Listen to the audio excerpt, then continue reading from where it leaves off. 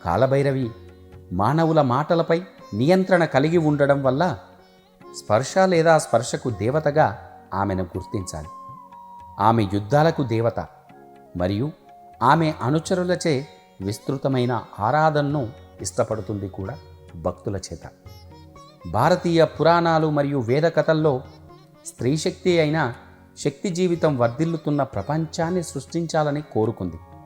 ఆమె తనను తాను 3 భాగాలుగా విభజించుకుంది: లక్ష్మి, సరస్వతి మరియు పార్వతి.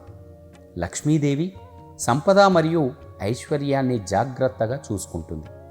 సరస్వతీదేవి జ్ఞానం మరియు కళలను జాగ్రత్తగా చూసుకుంటుంది. పార్వతీదేవి పురుషులు మరియు స్త్రీల మధ్య శక్తి మరియు సమానత్వాన్ని సమతుల్యం చేస్తూ ఉంటుంది.